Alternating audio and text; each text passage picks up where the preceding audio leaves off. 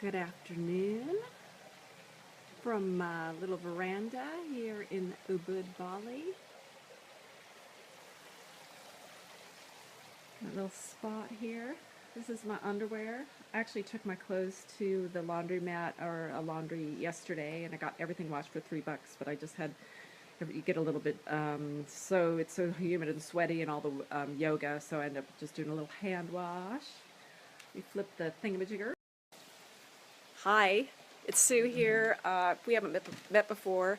I'm a coach and a writer, and I happen to be on a yoga retreat here in Ubud, Bali, till later next week. So it's quite a long time to sit and contemplate and be a student. And as often as I can, I want to share with you things that I'm learning about myself, and especially things that I think that will that we can use in the real world, because I've got this time to think and learn from really great teachers. I don't think this is a good light though, is it? Let's just switch. Didn't want to give you a wanted to give you a pretty garden view, not my boring room view. Maybe this will work, eh? Is that all right? Great. I just had a facial. I had a Ayurvedic facial. There's a place that's just next door to my hotel. They're really sweet. It's really small.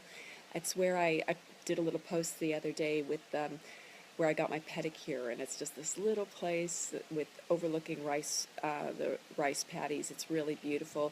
So I had my face did. The air quality here makes your face feel so good. Everybody on my retreat, and we're kind of an older group. There's like 50 or so people at this retreat, but it's an older crowd. It's a lot of over 40s there. I'm probably one of the older ones at 55. But we all look really good, or we think I look at everyone and everyone looks good. Our skin is moist. We're all eating really well. We're living this kind of yoga lifestyle. So it's for me anyways, this temperature and this lifestyle it's very conducive to me. I must have been a yogi or interested in this kind of woo-woo hippie stuff in another life, because it feels really neat. And one thing that I'm thinking about during this retreat is, being on a retreat is not a realistic life at all. It's not how you live when you're back in your real world with your family and your work and just life in general. It's not the same as being on a retreat where you just go to yoga and your big concern is, what kind of treatment am I going to have, or am I just going to stay in my room and have a nap, and what can I think about today? It's not the real world. What I'd like to do though is take the things, I try to learn something every day. So as soon as I wake up in the morning here, and I do this kind of at home, but here I'm really kind of specific in the area of what do I want to learn today? Instead of what do I need to do today? What do I want to learn? What is my intention for this retreat versus just letting whatever happen? Because I really want to make the most of every single day. It's such a precious time to have this opportunity to just learn and think.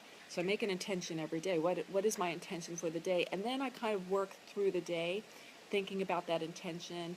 Also, just trying to absorb different things that I learn through the day. And then what I want to do with these diaries is figure out a way to make them practical ideas.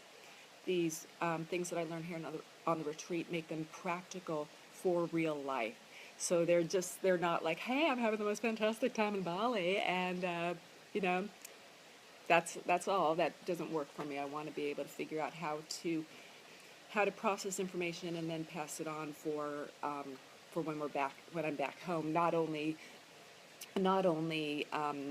to share with someone else, but also for myself. I want to be able to use these lessons back home. I don't want to leave Bali and not be able to take anything back with me, or just think, oh, that was Bali and now I'm back.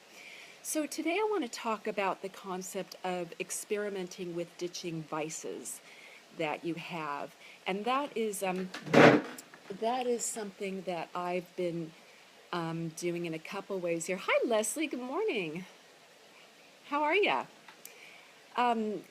You might enjoy this one, Leslie. It's about, and I don't know if you have any vices, and vices, how do we describe vices? I guess vices are the things that you think that you do, and that you enjoy, but maybe there's a part of you that energetically is like, this isn't really working for me, or maybe one day I'll give this up.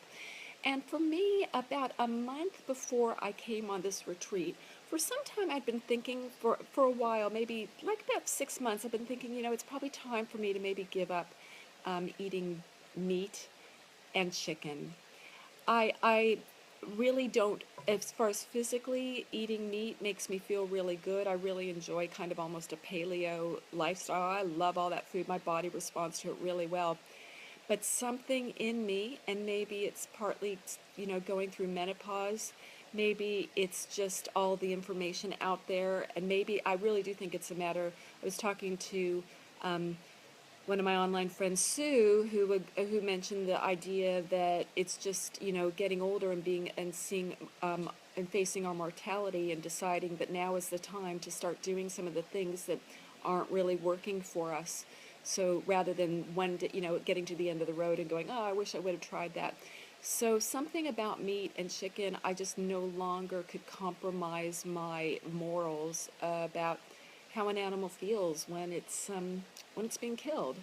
And I thought about the adrenaline hormones of fear and stress that an animal will have, even if you're eating organic, or I don't know. I just think that unless you can see the conditions for yourself, there's an element of fear there. And I thought about my own hormones, and they're changing, and does it feel good for me to have adrenaline hormones from another animal in there? So something about it just started to get to me. And then my husband was interested in taking a break from it. My daughter and my son were talking about doing it, and I thought, you know what, I'm going to do it. I'm going to start taking a break from it, because at the very least it will be really nice to go to my retreat, my yoga retreat, without even though it probably takes 5 gazillion years for meat, for that kind of protein to get out of your system, but just it would feel really good to take a break from it, because here in Bali, vegetarian and vegan food is so plentiful. So I've been taking a break from it. I've had a tiny bit of fish, and I've had eggs, and I feel really comfortable with that at this moment. So that felt really good, and it kind of gave me the opportunity to experience what it's like to start letting go of something that has been a part of my life, and to start thinking about what it feels like during those times where it's like, oh, it would really be kind of good to have some KFC right now, KFC is probably the one junk food that I enjoy having. It's just an embedded childhood thing. Or, it'd be good to have a really nice steak right now. And just to sit with that feeling, and rather than going and getting a steak, to just be like, okay, well, maybe I don't do that right now, and let's go for an alternative. And so it's kind of just being more curious about it, rather than I'm suffering, or this is hell, or whatever. I think now more than ever is a really easy time to experiment with different foods. And we've just been making great foods, and it's been important for me while I've been home to make foods that really are substantial, so they're filling for my husband, so he doesn't feel like, I'm withering away here. So it's made me get back in the kitchen. Not my favorite thing in the world, but just getting experimental with trying to make really satisfying foods that don't have beef or chicken in them. So, anyways, I get to Bali, and one thing that I thought would be another good vice to just let go of is drinking red wine. I pretty much only drink red wine once in a blue moon. Like, I had my first espresso martini about a couple weeks ago. Yeah, a couple weeks ago. I had the first beer in my life. I was here in Bali about a month ago. I'm very fortunate, and I had my first beer ever. And I just had one beer, but I probably have a glass of red.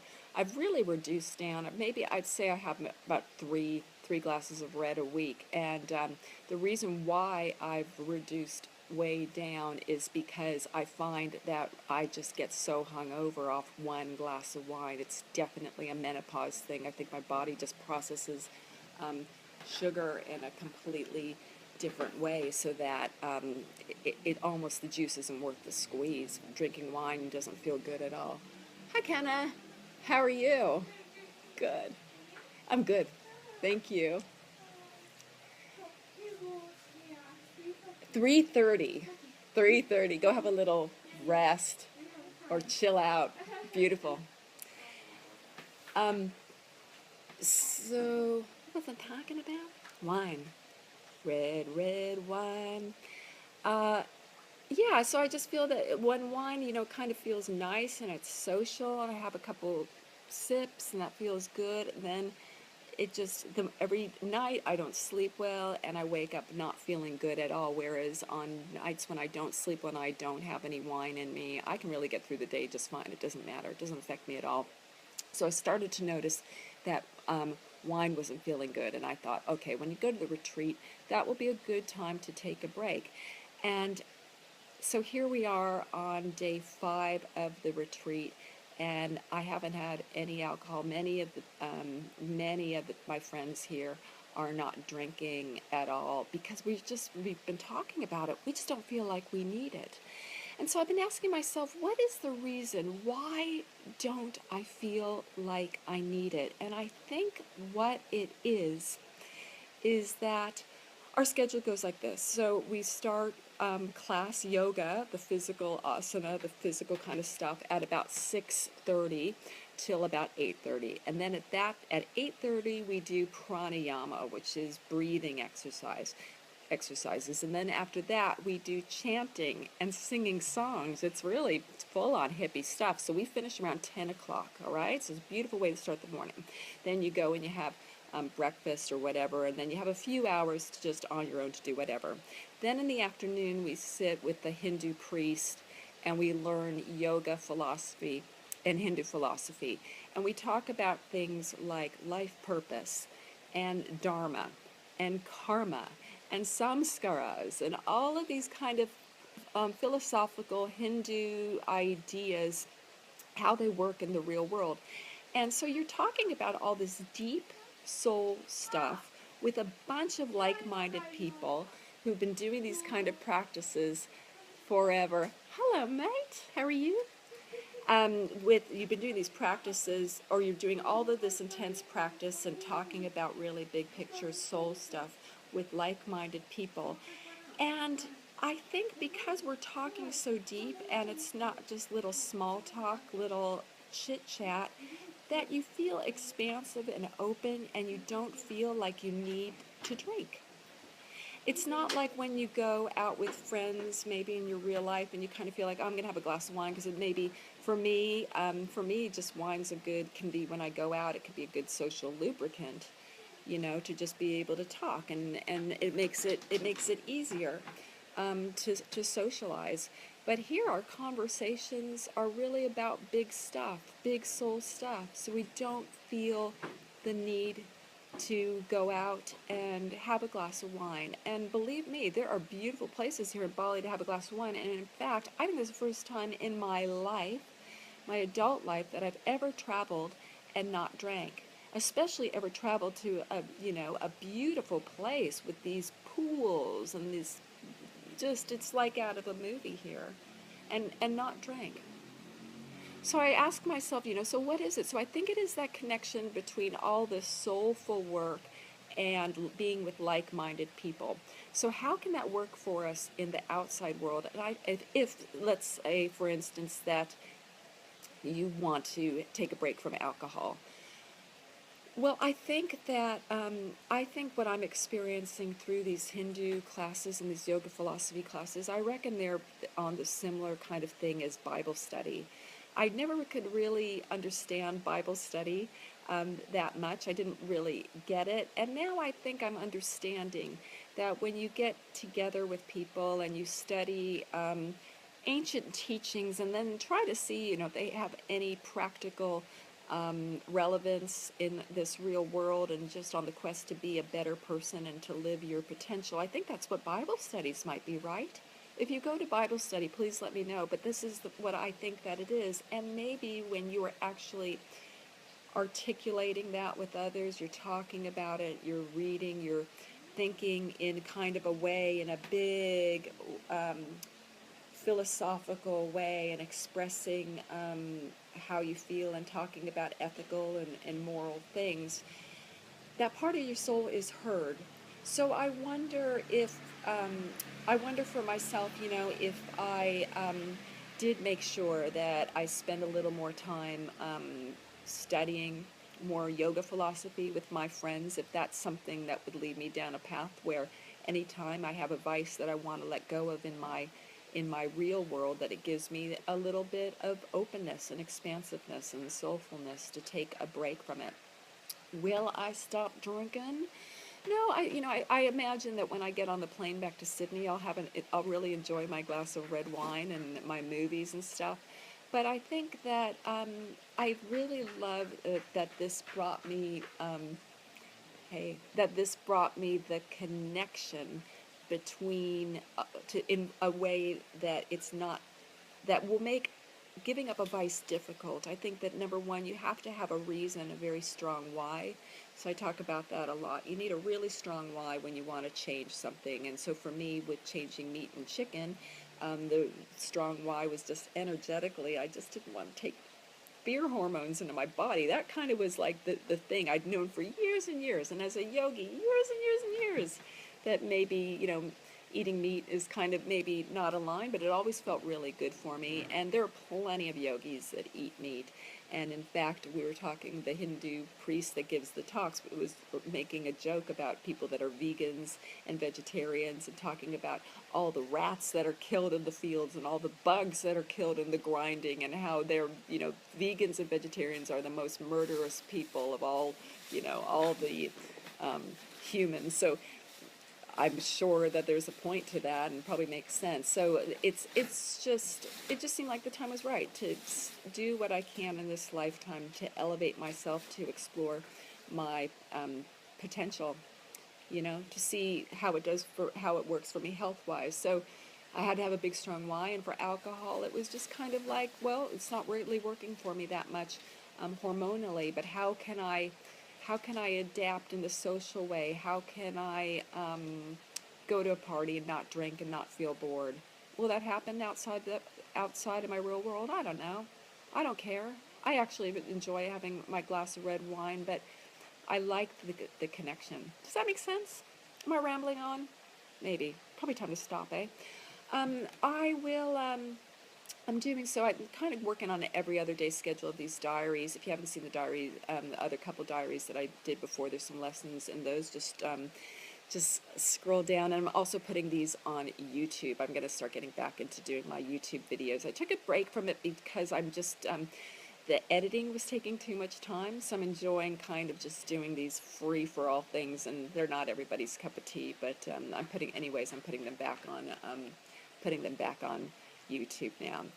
So I'm gonna go try to freshen myself up and get ready for my Hindu philosophy class and be a good little student, and see if I can learn some more things that I can pass on to you to use in the real world.